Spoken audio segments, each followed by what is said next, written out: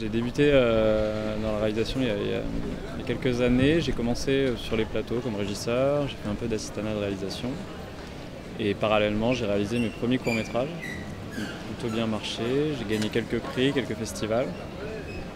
Et là, je commence à arriver sur des projets où il y a un peu plus de monde, des plus grosses équipes, un peu plus de budget.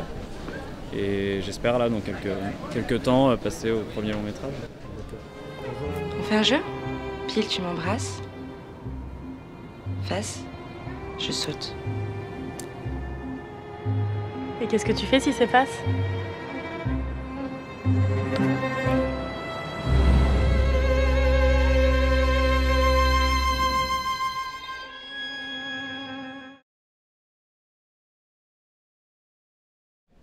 Alors l'avenir ne se prédit pas, il s'imagine, c'était le thème du concours de scénario proposé par Audi.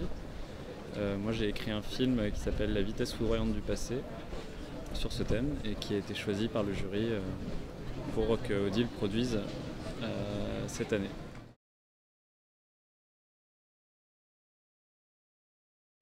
Le scénario raconte l'histoire d'un couple qui s'aime et qui est séparé lors d'un accident. L'homme est figé dans une chute qui dure des années et sa femme, elle, le regarde tomber au ralenti pendant 10, 20, 30, 40 ans. Et à la fin du film, on passe du point de vue de l'homme et on vit cette chute à travers lui et elle ne dure qu'un instant, quelques secondes. Ce qui a été pour la femme toute une vie à l'attendre. On la laisse, elle, vieille dame, enfin 70 ans par là. Et quand on passe du point de vue de l'homme et qu'on vit sa chute, quand il atterrit, il y a juste des vestiges de la vie qu'elle a passée dans la maison, autour de lui, des mots qu'elle lui a laissés, des objets, des choses. Mais pour lui, ça a duré qu'un instant, donc il ne comprend pas et juste elle n'est plus là. Donc on ne sait pas si elle est morte, si elle est partie, si elle a fini par l'abandonner.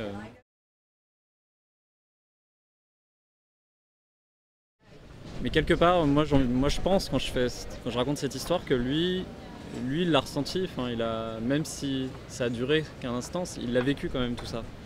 Toute sa vie, elle l'attend, donc quelque part c'est au fond de lui, tout ce qu'elle lui a dit, tout ce qu'elle lui a raconté, il l'a entendu, il l'a vu, donc c'est pas dans le vent, c'est pas pour rien.